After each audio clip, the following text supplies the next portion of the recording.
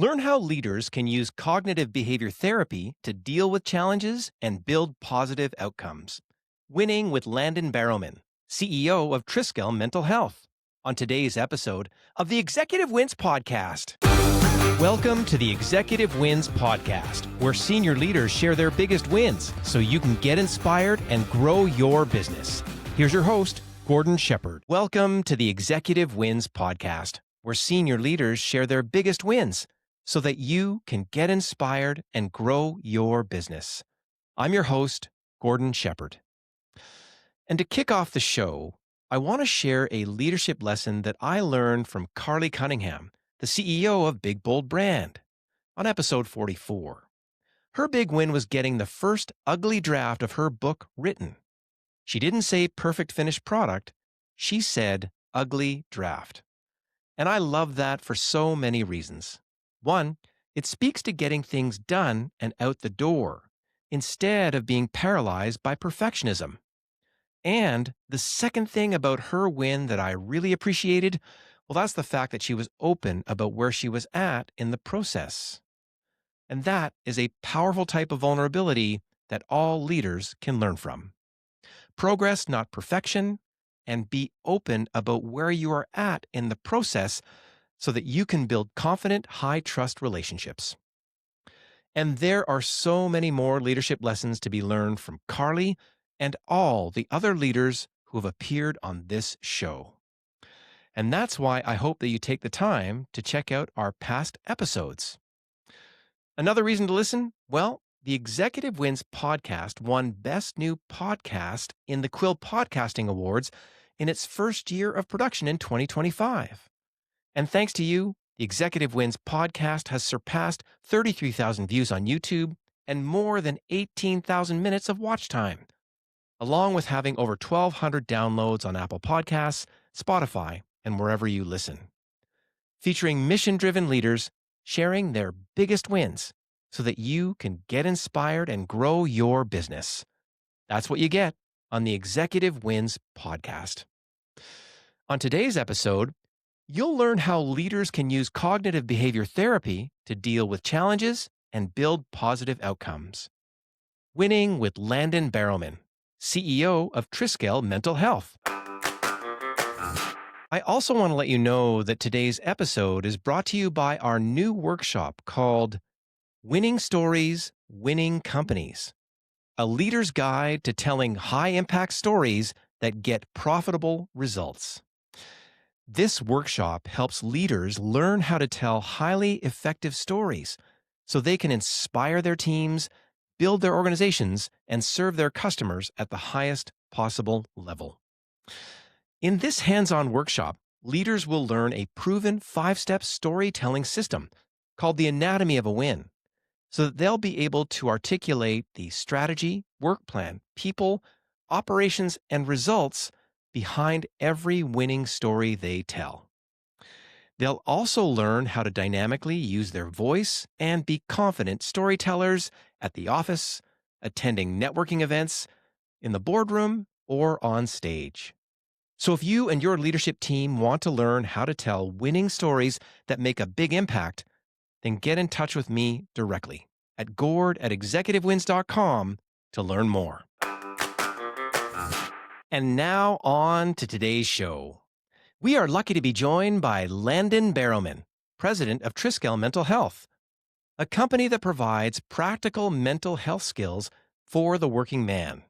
You can learn about their work at triskelmentalhealth.ca. That's TRISKEL mentalhealth.ca. On this episode, you'll learn how Landon survived a devastating year in 2023, which included divorce, a custody battle, a cancer scare, and the death of his father. You'll also find out how he found a positive way to cope when he discovered cognitive behavior therapy. You'll also learn how he became a cognitive behavior therapy coach, and how he began helping other working men to find positive ways to deal with their own mental health, and how he became an author, an instructor, and even started a psychology degree, all with the intention to help working men get the mental health tools they need to be successful. This episode is must listen for all leaders because not only will it help you to find practical ways to improve your own mental health, it will also show you what's possible when you equip workers across your company with the right mental health tools. I also want to remind you that this interview follows a specific format that I created called The Anatomy of a Win to help you learn the strategy, work plan, people, operations, and results behind every business win that you hear on this show. I really do hope that you can use this approach to reach your next business milestone. And now here's Landon Barrowman with his executive win. Landon, welcome to the show. Thank you for having me. I'm so excited to be here. Well, I'm super excited because I got to see you give a talk at the Edmonton Construction Association, and I got to see you talk about your approach to working out of a very difficult time in your life in a way that not only helped you, but is helping already dozens of other people that are frontline workers, certainly in the oil industry and maybe beyond that. It's just remarkable to me that people are going to get a chance to meet you and hear about your approach to getting real things done to help people in so many different ways. But a lot of people haven't met you. So if you had to introduce yourself, at an event, what would you say? Well, I usually start with saying, my name is Landon Barrowman, and I am a 488 journeyman pipe fitter who worked in the oil sands for over 10 years, who's now made a switch to become a student of psychology. In my first year, I've authored a book called The Working Man's Guide to Mental Health, and I am now a cognitive behavior therapy coach who helps people kind of go through it like I did. One of the hardest years of my life was 2023, and I went through a separation and a custody battle, my cancer scare, colon cancer scare, my father's death, and then a layoff at the end of it for a little cherry right on top. So going through that, I wouldn't have been able to pull out of it without cognitive behavior therapy skills. And the whole time I kind of looked around me and saw similar people going through same kind of stuff. And I just thought, how can I connect and give them this information that helped me so much? It's I just need to dig in there for a second. That's a tough year, and most Oh people yeah. will lay down. You know what I mean with that kind of year. But you were able to sort of be tool seeking. Yeah. You know what I mean? And honestly, You were looking for something better. Is that fair? very much so. And then like it's the way I kind of talk about it, it sounds like I was always going up. Like it was very much there were parts where I laid down, and that's what kind of mental health looks like. Sometimes you lay down and you go, I can't fight it today. And then some days you get the tools and you work with them and you learn how which ones work for you and which ones work best. And, in the end, it's about big wins over small losses and not to, treat yourself so badly about having bad days. I mean, everybody has. I often think in the coaching and advisory work that I do, we often bring our 12-year-old selves to the room. I'm just a bit shocked that we call ourselves adults, but really Mhm. so many of the reactions are in there. And you've got, again, this cognitive behavior toolkit that you're able to give forward. I need to get into a bit of it was a really good introduction, but if I'm a pipe fitter and I'm working up north in Alberta, Yeah.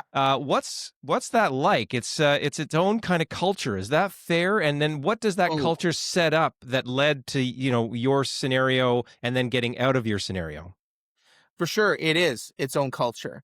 Like sometimes it feels like you're going back to the 1950s, and sometimes it feels completely alien than anything you'd ever understand. Working up north, a lot of times you're living in camps.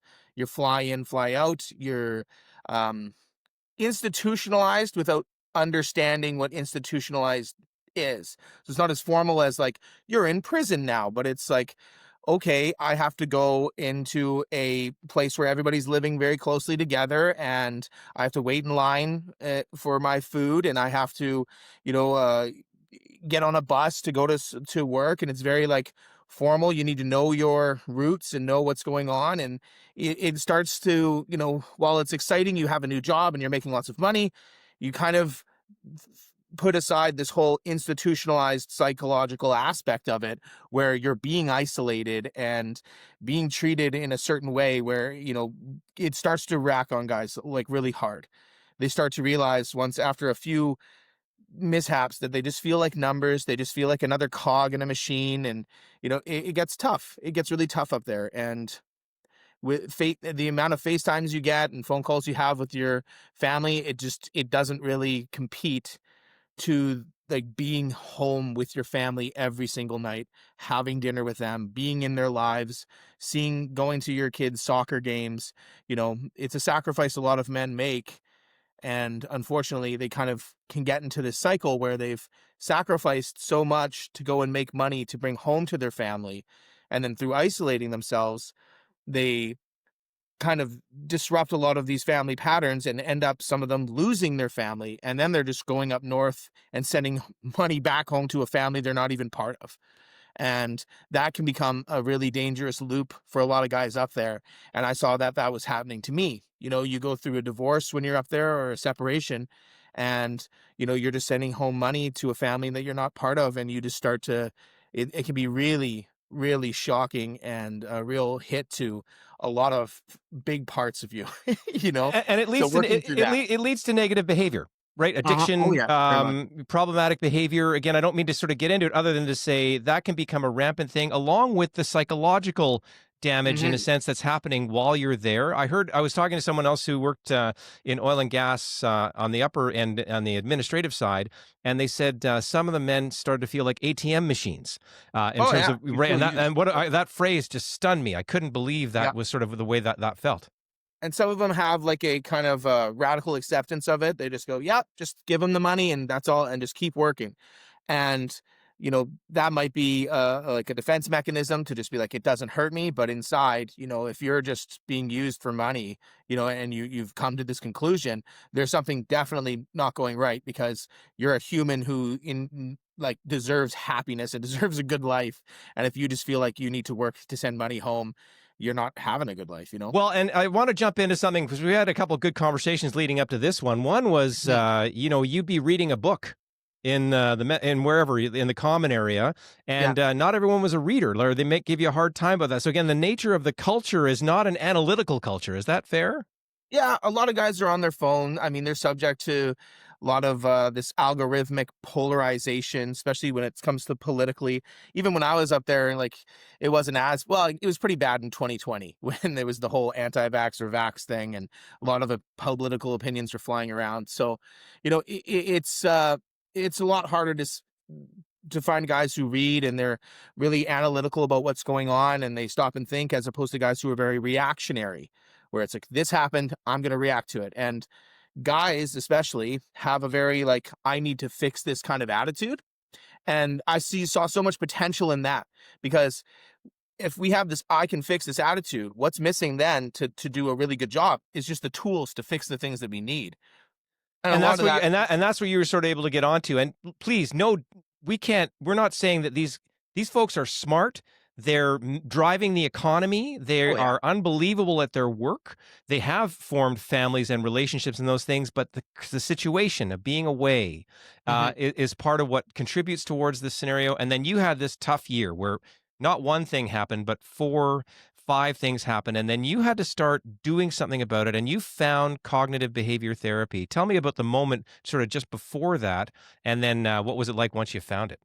So the moments before that, I was kind of like going through couples counseling with my fiance at the time.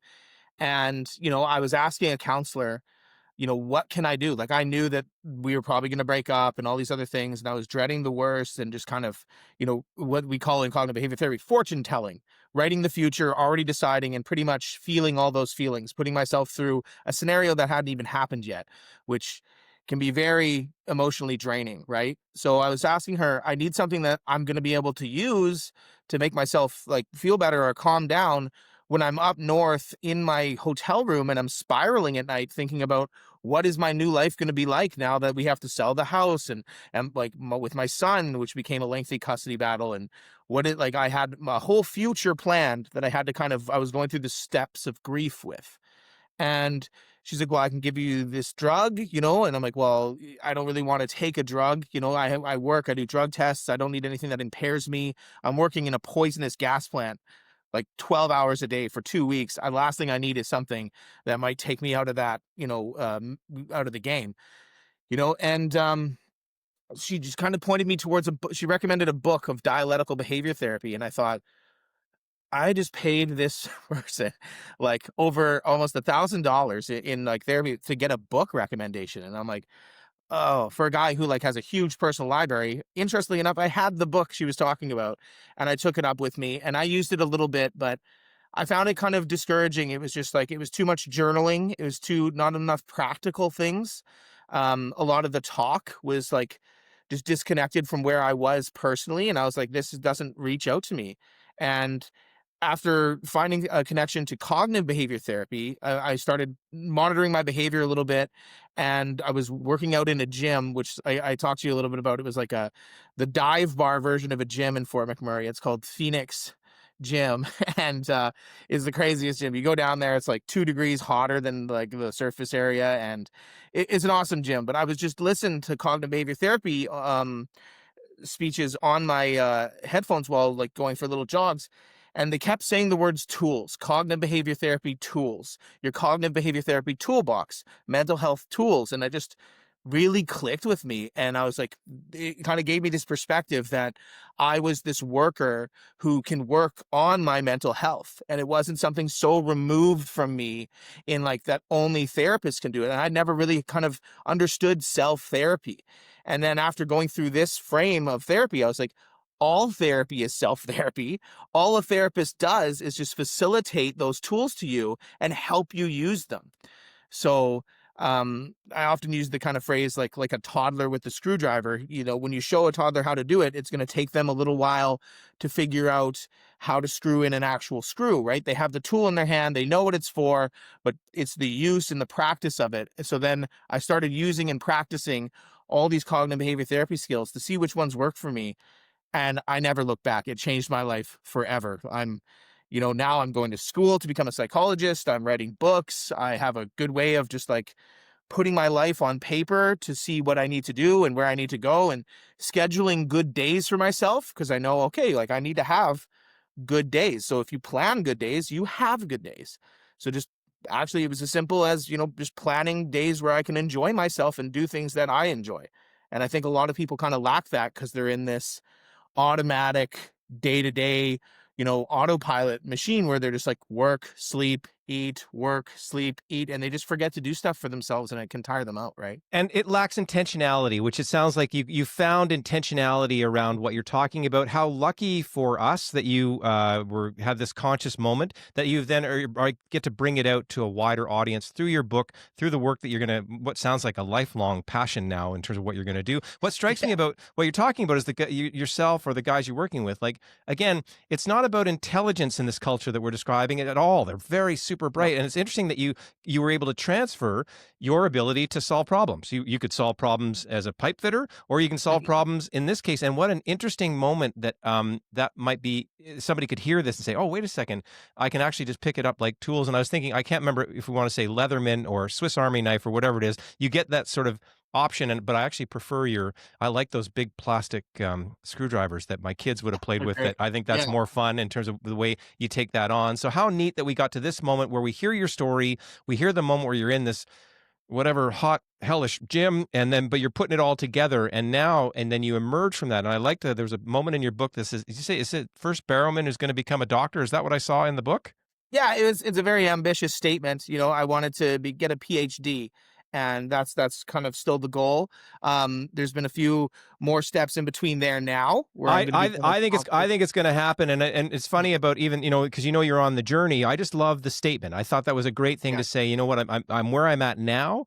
Something that I didn't even imagine I could do is written in the book, and now I'm going to go do it. And I think there's something in there again that we can gain from your leadership of yourself, in a sense, that led. And then, sorry, there's one other moment in there where you're like, okay, I've got this toolkit, and you had a big moment in your basement.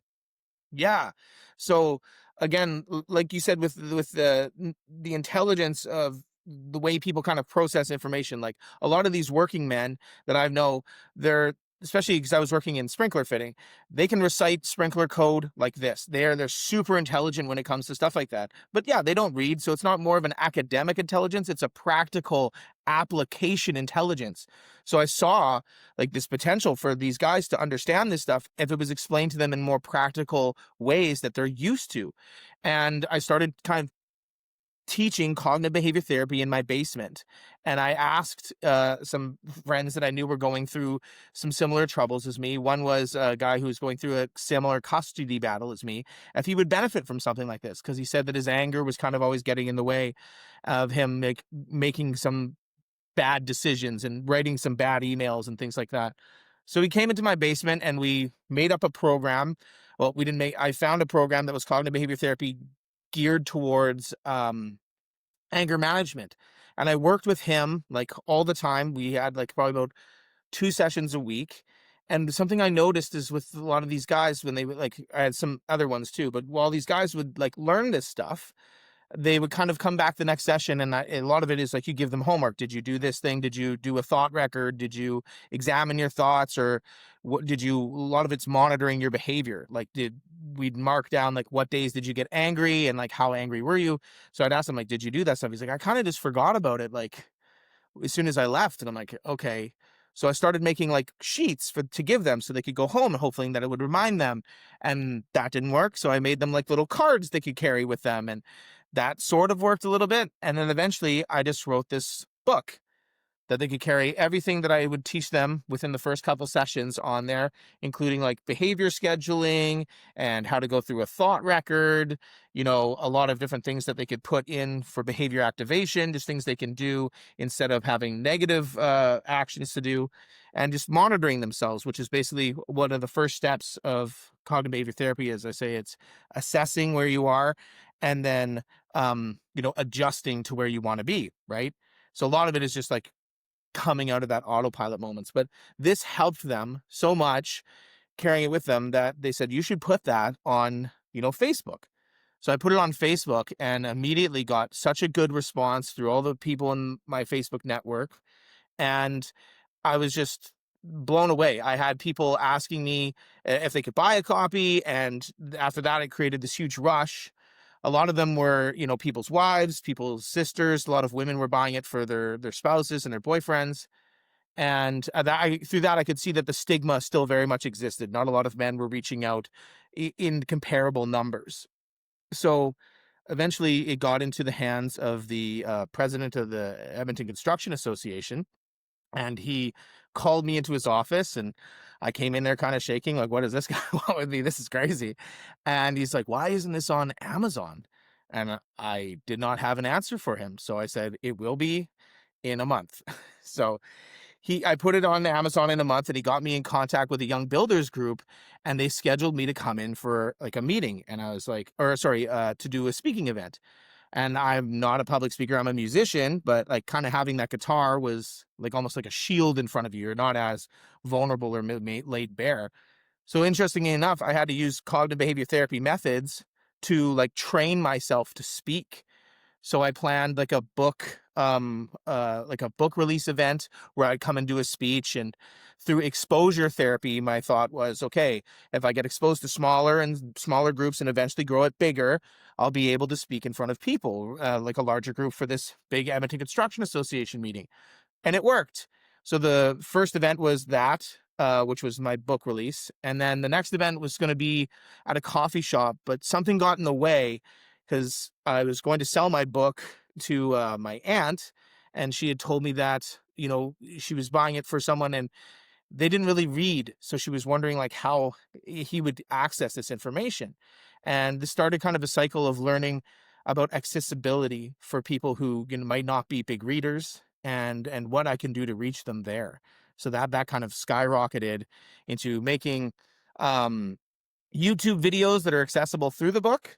Through this QR code, you can access all the videos on YouTube that basically read this book to you and explain everything. And then this book just becomes a workbook. But after that, there was another kind of pivotal step. And I thought, okay, well, if these guys don't read the book and if they're not watching the videos, how do I reach guys on site? And I started thinking about practical ways to bring this information to site. And what I came up with was a certified course where people would get a card at the end of it. And that would, just like H2S training or fall arrest. And it was a 4-hour course that would teach them mental health skills to help them deal with it. So that's when I made this book, which is, mental health in the trades, mental health skills in the trades. And that became the next speaking engagement I did, which was a 2-hour speaking engagement in St. Albert here, to a lot of my friends in the trades to kind of just do a pilot of this actual course. And the response to that was amazing. I So love it. And so again, we hear I'm in a dirty gym basement where Mhm. it's hotter than other places.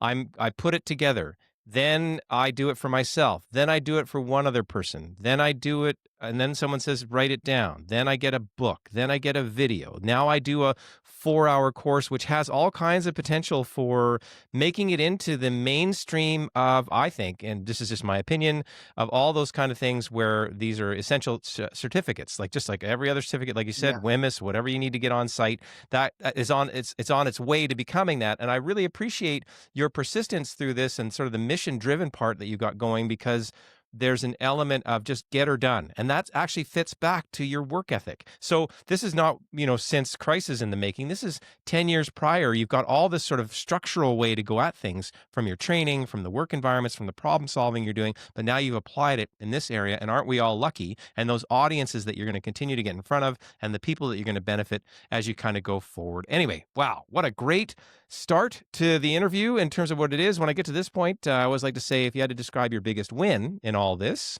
what Mhm. would that win be and how would you describe it?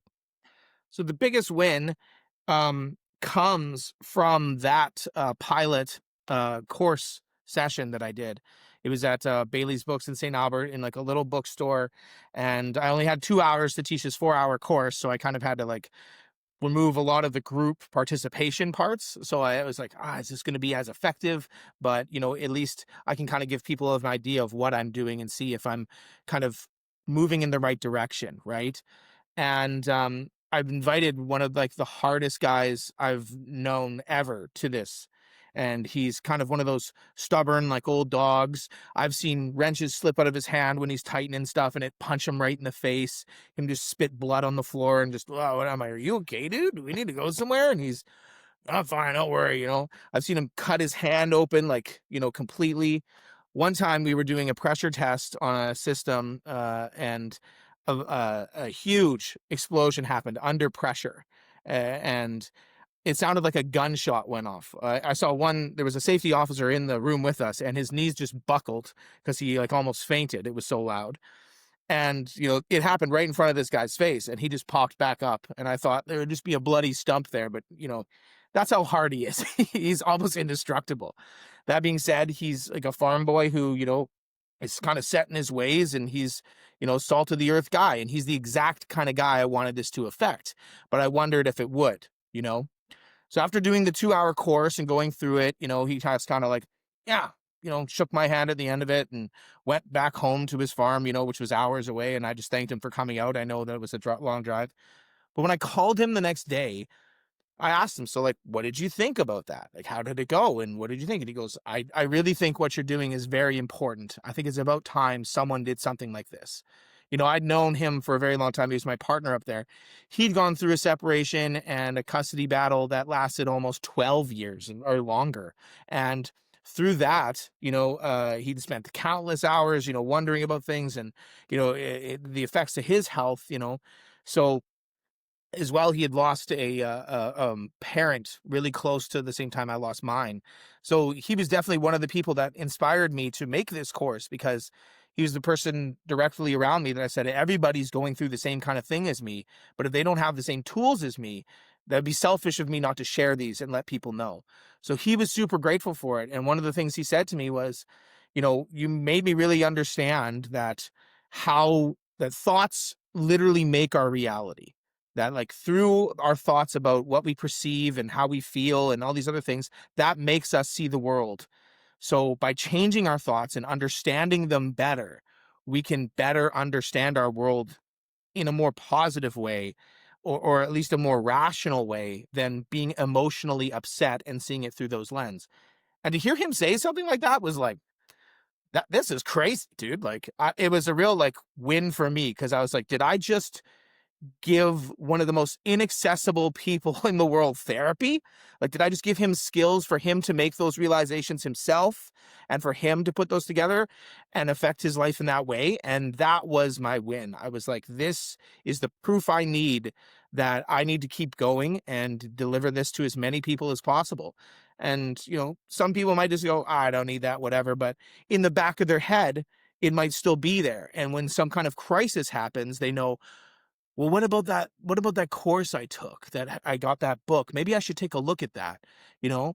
Or if they do to say, oh, that course was BS, but end up going to therapy. And after paying $3,000 to finally get to a mental health skill, they go, well, that was the mental health skill that guy was talking about in that book I took. Well, did I just pay $3,000 for something that my company just gave me for free?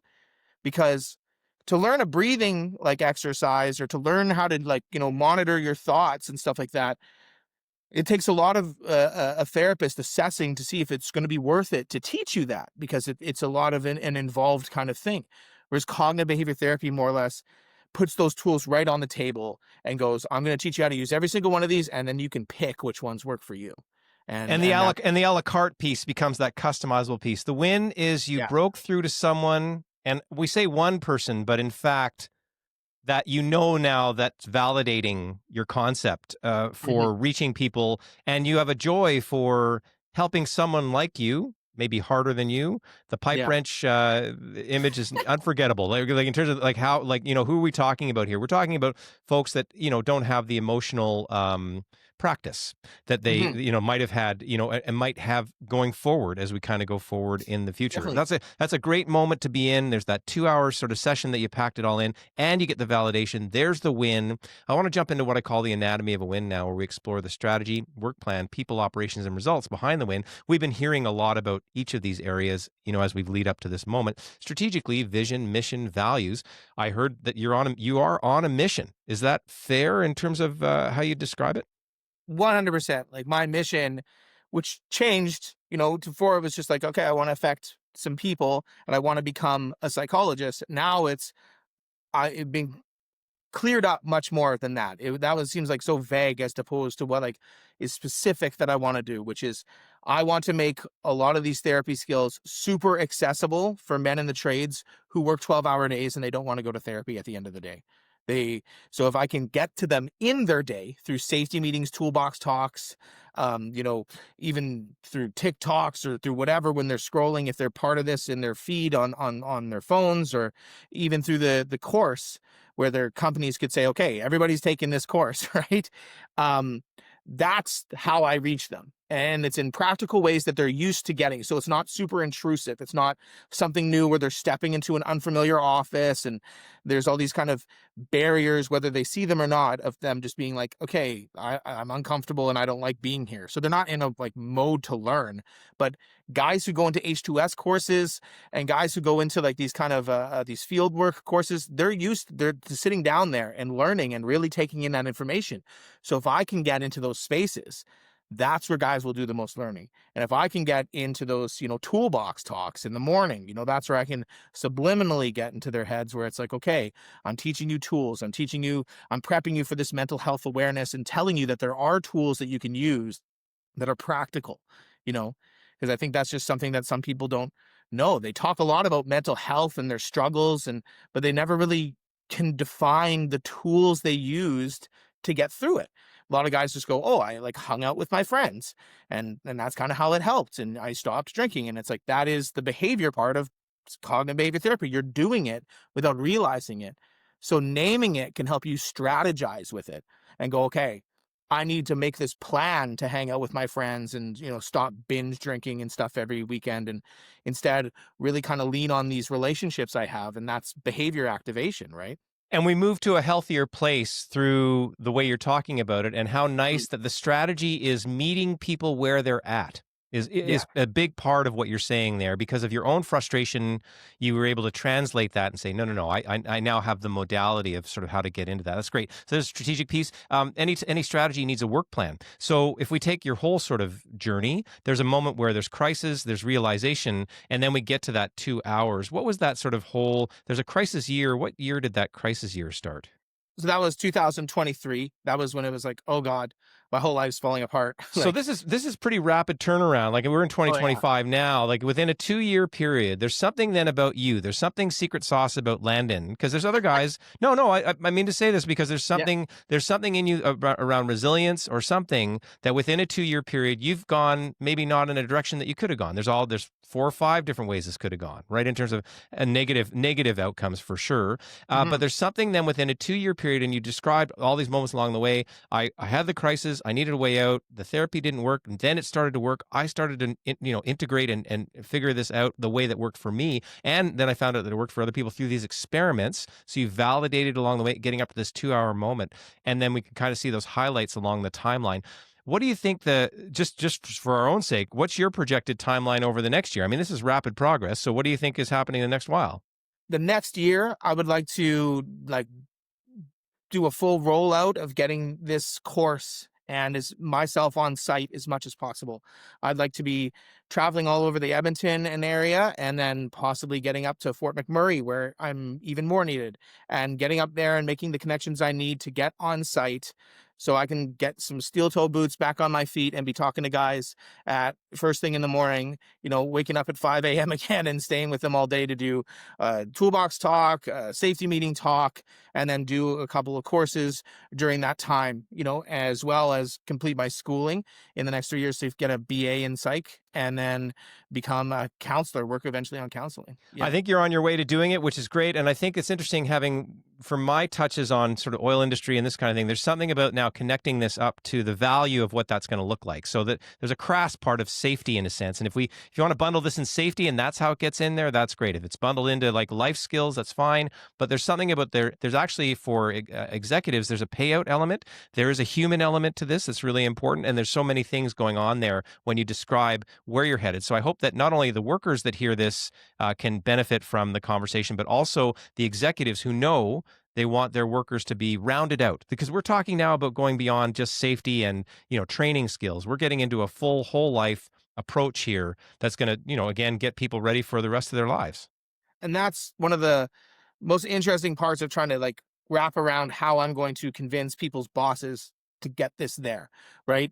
You have to talk to them about safety, you have to express it to them. And even to like in the course, I talk to, the worker themselves about why this is important. And a lot of it goes into if you're distracted at work, you're not focused at work. And that's where most safety incidents happen. If you look at the common thread between all of these incident reports, it's his head wasn't in the game. And with, hazard assessments that we write every single day, it's keep your head in the game, keep your head on a swivel, but they never assess what takes your attention away or what can bring your attention back. And I give those methods, right? Well, and the sneaky thing I'll just mention, I had Randy Volk was on. He runs his own landscaping irrigation business. Guy go on construction settings all the time. On his, you said hazard assessment, on his sort of daily reports or those things, he actually talks about integrating leadership lessons or vision, mission, values into those areas. And I wonder if the hazard assessments couldn't start to absorb some of your very practical sentence or two. Do you know what I mean? Where we're starting to put that literally in a checkbox. So they're checking off whatever. Is there a brick over my head? And is my head in the game because and something about that is headed in the right direction. But the actual real influence of the actual tools they use, because they're already accustomed to filling in those types of things along the way. So we've got strategy, work plan. Right. There's always people involved in a win. We've heard a lot about you and your sort of what you knew and what you took on to get to know. We heard about your attitude through the whole thing. How would you describe your peaks and valleys? You got crisis. You said it was up and down. And Yeah. then how would you describe your attitude through this journey to get to the win that you described? So like the peaks and valleys, a lot of it was like coming out of all those things crashing down on me at once and coming to the only thing that I knew to help, which was like booze. So it didn't help that there was like a literal bar right in front of the place where I was staying in Fort McMurray.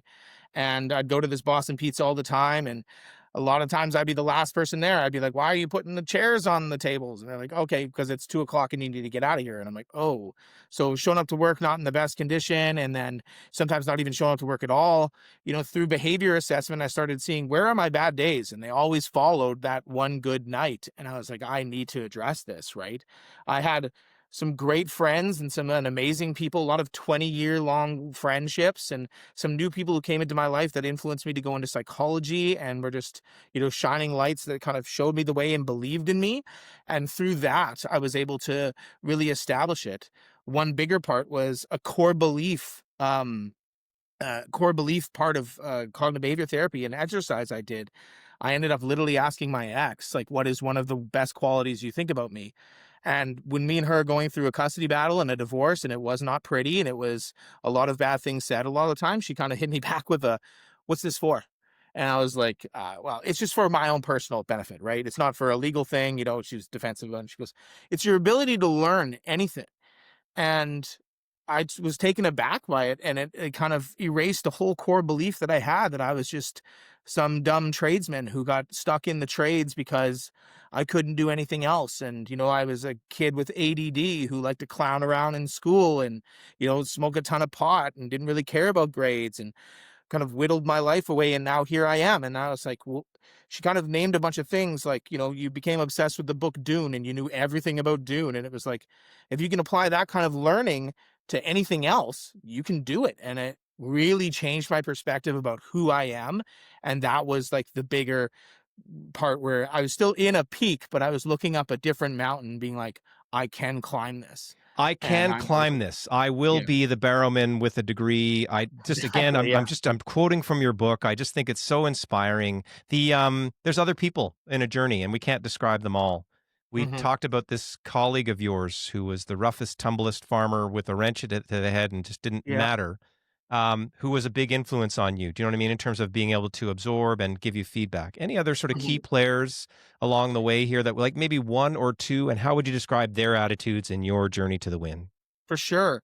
My best friend Justice has been like just a strong key in my life. She helps me through tons of stuff. She's also studying psychology. She kind of helped me set everything up and go through that and kind of show me how easy it can be. And we always kind of lean on each other, but she's been such a huge support and showing me the importance of this, always reminding me to celebrate like every kind of little win, to behaviorally reinforce my own good behaviors.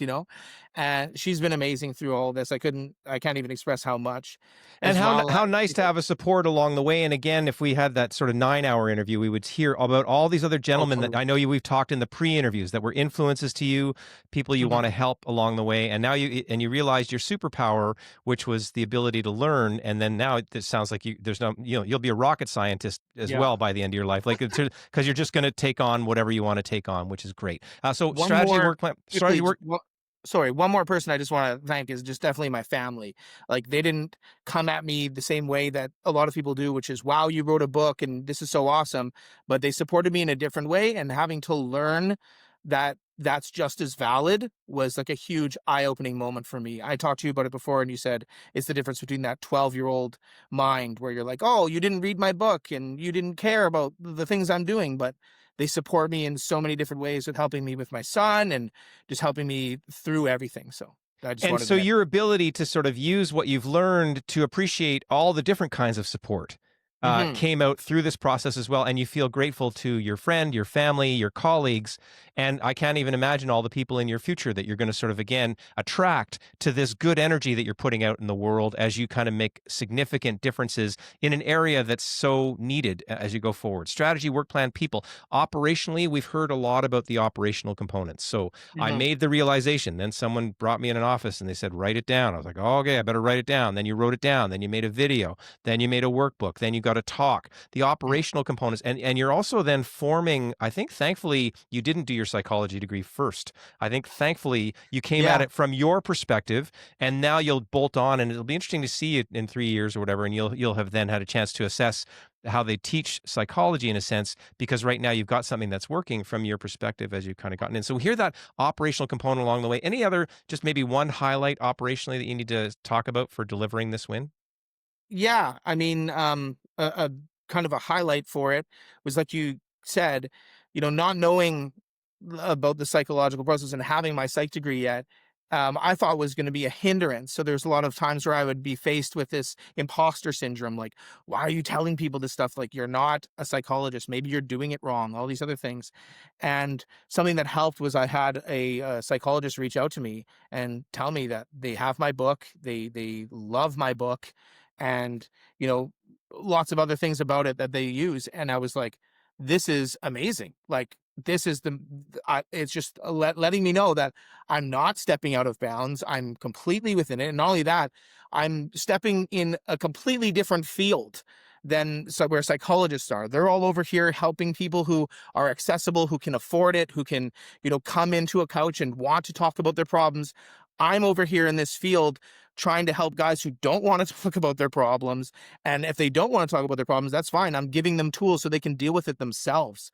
And I'm making this accessible for them.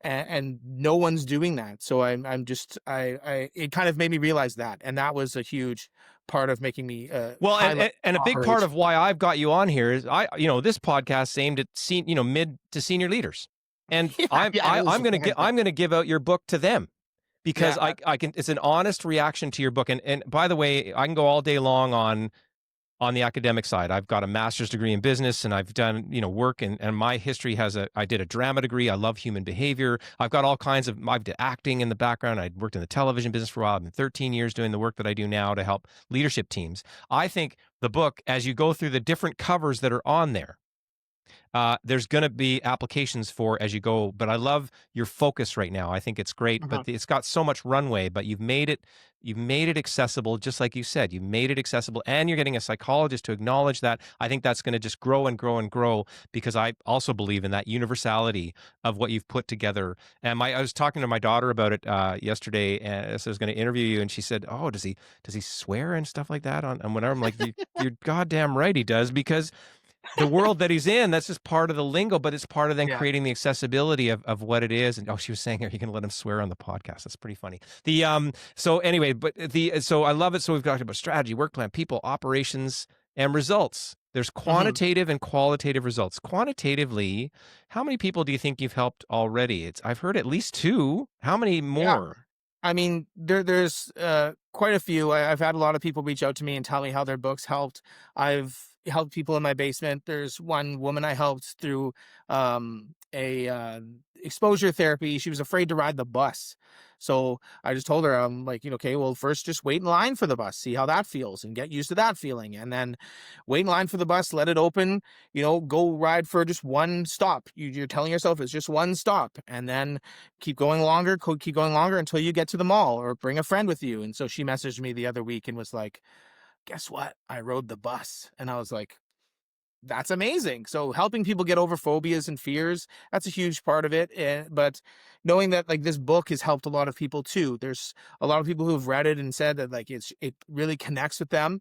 There was one person I know who was unable to express their feelings, and then after reading this book, they were like, "Oh, well, this is great. There's a whole thing in here that shows me like where my feelings are all connected, and I can easily read this and just know how my feelings interact into these like core feelings." So it makes them understand like the structure of like their feelings, their emotions, and how their thoughts can be misleading. And I think it's helped quite a few people that have reached out to me to tell me that. I love it. And again, if I mentioned Brene Brown, I've been reading lately a book called Daring Greatly, and there was something in Mhm. there that floored me as I listened to that audiobook around all the barriers we have to experiencing joy. And what strikes me about your book is it would be an opportunity to get to joy, to get to actually Mhm. feeling joy as we get in our North American society, for sure. All these things that are in the way, you've got a pathway now to actually get to that type of moment as well. That's great. So quantitatively, here the impact. Qualitatively, how's this win feel? It feels amazing. Like I said, I often describe it as being the dog who caught the mail truck. I'm just stuck on there. I don't know what to do, but I'm holding on until this thing stops, and I hope it's good where it stops. Because like I from going from this small book in my basement that was just meant for a couple of personal clients to now just still at this very small footprint, right? The people who know about it are very small and tight to my circle, and it's just starting to grow.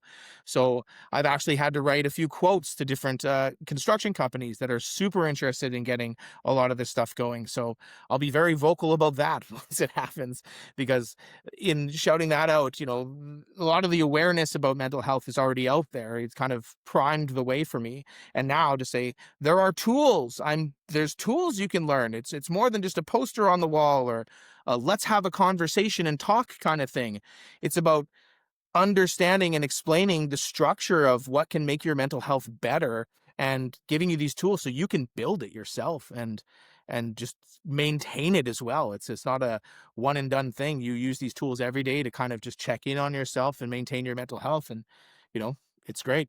It's good for all of us that you're on this journey. I love the enthusiasm, the energy that you're bringing to it. The last piece I just want to leave as we kind of get out the door, because we learned all about what you're doing, is if you had to if you were in front of that next fella Mhm. who, and you had a few sentences to say to that guy who's just learning about, you know what I mean? He's working in an oil patch somewhere, and he's uncertain, but he's got hard times and whatever. What's that early sort of entry language that you can give to him that would paint the picture to say why it's worth going on this next step?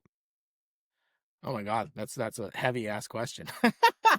I guess I would, you know, tell him there's people out there that can listen, but the hardest thing is listening to yourself and recognizing what you're telling yourself.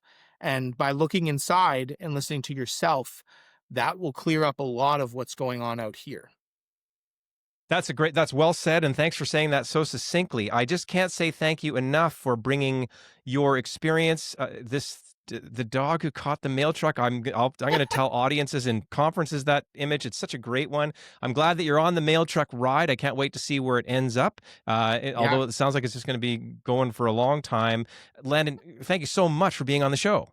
Thank you for having me. Like I said, not a senior executive, so I feel very honored to be in this group. Well, Right. this is absolutely for senior executives, because if they care about their workers, they're going to find you. If they care about themselves, they're going to find you. Sorry, just another story. I met a woman at a networking event the other day. Again, she was in a senior admin scenario in oil and gas. And after 20 years, she said, the day I realized I needed to get into helping companies change was when I was sitting on my kitchen floor that day. I got to make coffee, and I didn't know why. And it led her Mhm. to a whole rollout in her world and what she described was PTSD from culture of 12 hours a day, relentless, all the stuff, all the worst of what it is. So again, it was Yeah. neat to meet somebody out there in that world. And I mentioned, it was so funny. I hope she gets in touch with you, because I'm like, oh, you got to meet Landon because he's doing similar work. But there's something then about my perspective is organizational excellence. And the pieces that go together to create that, if we can stitch them together, and your piece is a critical piece. So yes, it's Mhm. absolutely for executives. Again, they'll benefit themselves to get this book for sure. And they'll also take this seriously when they think, oh, I've got workers who need this ability to go to work safely, to have better lives, to have those things that you're helping people to do. Landon, thank you so much for being on the show. Thank you so much again for having me. Learn about cognitive behavior therapy and what it can do for you. Find a practical way to apply it, and then go on a journey to help others be successful. That is how Landon Barrowman wins every day. Thank you, Landon, for your inspiring win. And if you enjoyed listening to this episode, then make sure to check out our upcoming episodes, which include how to change the world with trusted data analysis and solutions. Winning with Daniel Haight, president of Dark Horse Analytics. And if you're a leader who really wants to learn how the Executive Wins coaching session can help you to grow your confidence and inspire your team, then visit executivewins.com to learn how. You can also subscribe to the Executive Wins newsletter to stay up to date on the podcast, live events, education opportunities, and more. Visit executivewins.com/newsletter to sign up. And if you enjoyed today's episode, be sure to rate, review, and subscribe, and share it with a fellow leader. And don't forget to check out our resources and links in the show notes. And keep listening to the Executive Wins podcast for more inspiring wins that will help you to grow yourself, your team, and your entire business. Thanks for listening to the Executive Wins podcast. Make sure to rate, review, and subscribe as we bring you more inspiring wins from outstanding leaders so you can grow your business.